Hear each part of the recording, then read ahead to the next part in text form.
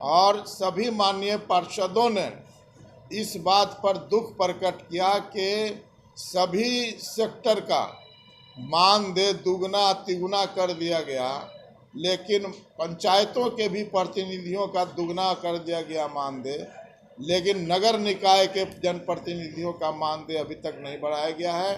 तो सभी माननीय पार्षदों ने एक स्वर से ये सरकार से मांग रखी कि उनका भी मानदेय बढ़ाया जाए, तिगुना किया जाए। दुगना से अधिक हो सकता है तो अधिक किया जाए, लेकिन एक सम्मानजनक सीमा तक जरूर बढ़ाया जाए। सरकार ने ये ऑर्डिनेंस लाया है कि वो जो स्थायी समिति के सदस्य होंगे उनको पार्षद चुनेंगे जिला पदाधिकारी के निगरानी में। ये बिल्कुल गलत फैसला है। इससे जो विवाद, चेयरमैन का डायरेक्ट चुनाव करके जो विवाद खत्म कराया गया है, सरकार ने खत्म किया था कि कोई ब्लैकमेलिंग या कोई बार्गेनिंग नहीं हो, उसी को फिर शुरुआत कर दिया आपने। फिर जो है पार्षद चुनेंगे, फिर ग्रुपिंग होगा, बार्गेनिंग होगा। ये तो वैसा ही है जैसे प्रधानमंत्री अपने कैबिनेट का बनाएंगे तो प्रधानमंत्री को कौन चुनेगा? उनका कैबिनेट कौन बनाएगा? एमपी लोग।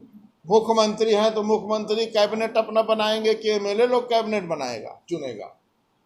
ये तो वही सिस्टम है ना, त्रिस्तरीय नगर निकाय है। तो इसमें जो अध्यक्ष है वो चुनेगा कि आप पार्षद चुनेंगे कहीं अस्थायी समिति?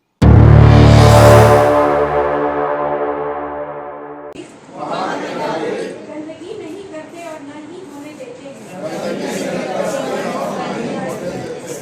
इस विचार के साथ मैं गांव-गांव और गली-गली स्वच्छ भारत मिशन का प्रचार करूंगी। इसे भी करवाऊंगी। वे भी मेरी तरह स्वच्छता के लिए 100 घंटे दें, इसके लिए प्रयास करूंगी। थी सामान्य बैठक जिसमें 5 एजेंडों पर विचार किया गया। पहला एजेंडा गत बैठक की संपुष्टि थी, जो संपुष्ट किया गया। दूसरा विकास कार्यों के संबंध में विचार विमर्श था। विकास कार्यों के संबंध में विचार विमर्श हुआ। पूर्व में जितने विकास के काम हुए हैं उन सब का ब्यौरा रखा गया और माननीय पार्षदों ने अपनी ओर से विकास योजनाओं की नई अनुशंसाएं दे दी। सबसे जो महत्वपूर्ण आज विषय था वो दुर्गा पूजा, दीपावली और छठ के अवसर पर नगर परिषद द्वारा किए जाने वाली सारी व्यवस्थाओं पर विचार विमर्श करना था। तो दुर्गा पूजा के अवसर पर जिस दिन विसर्जन होता है, दुर्गा पूजा के अवसर पर तो सब पूरे क्षेत्र की सफाई अभियान चला करके की जाती है, और जिस दिन विसर्जन होता है उस दिन विसर्जन के दिन मार्गों में अतिरिक्त जनरेटर के साथ प्रकाश की व्यवस्था की जाती है। जो विसर्जन स्थल है प्रखंड परिसर में अलग से एक घाट बनाया गया है, तालाब बनाया गया है विसर्जन के लिए। वहाँ की सारी व्यवस्था की जाती है, बैरिकेडिंग और प्रकाश की व्यवस्था विशेष रूप से वहाँ की जाती है, सफाई की व्यवस्था होती है। उसी तरह से दीपावली में भी सफाई युद्ध स्तर पर, चूँकि घरों से भी सफाई होती है, बड़े पैमाने पर कचरा निकलता है तो सबका उठाव होता है, सफाई होती है, कचरों का निष्पादन होता है, ट्रांसपोर्टेशन होता है। तो दीपावली में भी जो विसर्जन होता है लक्ष्मी जी का प्रतिमा का, तो उसके लिए भी घाट पर प्रकाश की व्यवस्था की जाती है, सीसीटीवी कैमरा रहता है, सफाई की व्यवस्था होती है, सारा इंतजाम होता है।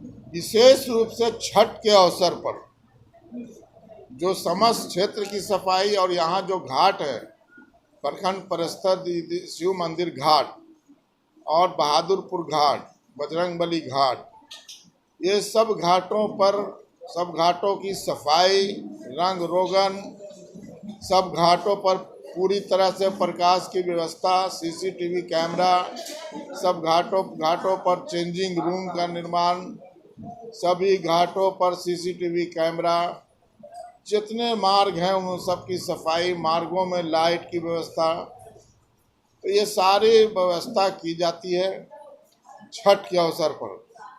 और एक तालाब है जो गणेश सिंह का तालाब, वो हम लोगों के अंतर्गत नहीं आता है, वो प्राइवेट है, लेकिन वहाँ जाकर जो व्रती जाते हैं उनके जाने के लिए जो मार्गों में सफाई, मार्गों की मरम्मती, मार्गों में प्रकाश व्यवस्था हम लोग करते हैं, दवा का छिड़काव, ये सारी व्यवस्था की जाती है। तो इस तरह से दुर्गा पूजा, दीपावली और छठ के अवसर पर बड़े पैमाने पर जो नगर परिषद का रोल है वो होता है हर साल। तो प्रत्येक वर्ष की तरह इस वर्ष भी नगर परिषद पूरे प्रतिबद्धता के साथ इन सब कामों को करेगा। एक चीज जो है लेबर जो काम करते हैं नगर परिषद क्षेत्र में, उनका मानदेय बढ़ा है और कुछ जो है इंजीनियर का बढ़ा है। हाँ, लेबर जो काम करते हैं उनका 50 रुपया पूर्व में ही बढ़ाया गया था, लेकिन यहाँ जो बोरिंग जो मोटर चलाते हैं उनको 9,200 रुपया मिला करता था, और जो पीएचडी के जो यहाँ अभियंता हैं, जो सुपरवाइजर का काम देख रहे हैं अभियंता, उनको मिलता है 10,000 कुछ रुपया। तो इसको बिहार सरकार के श्रम संसाधन विभाग की जो अधिसूचना है उसके अनुसार जो नया रेट आया है उसके अनुसार अर्धकुशल जो ऑपरेटर हैं उनको अर्धकुशल, और जो इंजीनियर हैं उनको कुशल, अति कुशल के दर पर भुगतान करने का निर्णय लिया गया। हम लोग प्रखंड परिसर जो शिव मंदिर घाट है उसके पूर्वी छोर पर नया घाट निर्माण हो रहा है, उसका काम अंतिम चरण में है, और छठ के पूर्व उसका पूरा काम जो है पूर्ण हो जाएगा, और उस पर भी छठ व्रती उस पर भी अपना छठ व्रत करेंगे। और एक महत्वपूर्ण बात यह है कि नगर परिषद क्षेत्र का जो विस्तार हो रहा है, तो ड्राफ्ट नोटिफिकेशन हुआ था, उसके बाद आपत्ति का निराकरण हो गया है। अब विभाग स्तर से इस वीक में, इस हफ्ते में अधिसूचना फाइनल हो जाएगी। तो इसके लिए भी आज बोर्ड ने निर्णय लिया कि इसकी भी तैयारी की जाए कि उतना जो बड़ा इलाका जो इसमें जुड़ने वाला है, तो जुड़ने के बाद उस इलाकों में भी सफाई का काम, प्रकाश का काम सब करना है। तो इसके लिए सभी सफाई सामग्री, टिपर है, ठेला है, बेलचा है, जो भी सफाई सामग्रियां हैं, अतिरिक्त सफाई सामग्री करने का निर्णय लिया गया है। और सभी माननीय पार्षदों ने इस बात पर दुख प्रकट किया कि सभी सेक्टर का मानदेय दुगना तिगुना कर दिया गया, लेकिन पंचायतों के भी प्रतिनिधियों का दुगना कर दिया गया मानदेय, लेकिन नगर निकाय के जनप्रतिनिधियों का मानदेय अभी तक नहीं बढ़ाया गया है। तो सभी माननीय पार्षदों ने एक स्वर से ये सरकार से मांग रखी कि उनका भी मानदेय बढ़ाया जाए, तिगुना किया जाए, दुगना से अधिक हो सकता है तो अधिक किया जाए, लेकिन एक सम्मानजनक सीमा तक जरूर बढ़ाया जाए। जो नॉर्म्स है, जो सामान्य तरीका है डेमोक्रेटिक, उसमें दखल जरूर दिया गया है। जैसे अस्थाई समिति क्या है, नगर पालिका का वो एक कैबिनेट है चेयरमैन का, और अस्थाई समिति के बिना कोई काम हो नहीं सकता है। अस्थाई समिति ही परमिशन देती है काम करने का।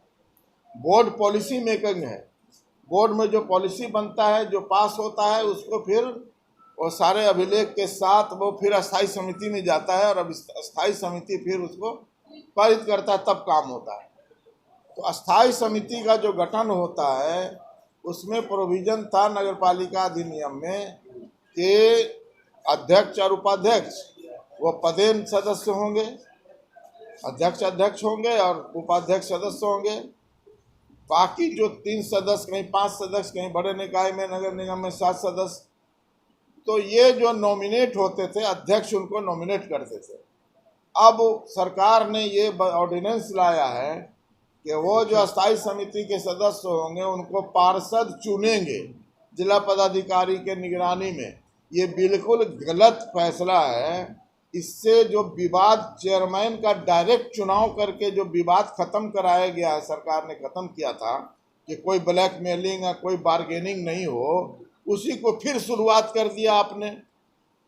ये फिर जो है पार्षद चुनेंगे, फिर ग्रुपिंग होगा, बार्गेनिंग होगा। तो ये तो वैसा ही है जैसे प्रधानमंत्री अपने कैबिनेट का बनाएंगे तो प्रधानमंत्री को कौन चुनेगा, उनका कैबिनेट कौन बनाएगा? एमपी लोग। मुख्यमंत्री हैं तो मुख्यमंत्री कैबिनेट अपना बनाएंगे कि एमएलए लोग कैबिनेट बनाएगा, चुनेगा? ये तो वही सिस्टम है ना, त्रिस्तरीय नगर निकाय है। तो इसमें जो अध्यक्ष है वो चुनेगा कि आप पार्षद चुनेंगे कहीं अस्थायी समिति? तो ये बहुत गलत फैसला है, इसके खिलाफ आवाज उठाया गया है। सरकार को इस पर गौर करना चाहिए।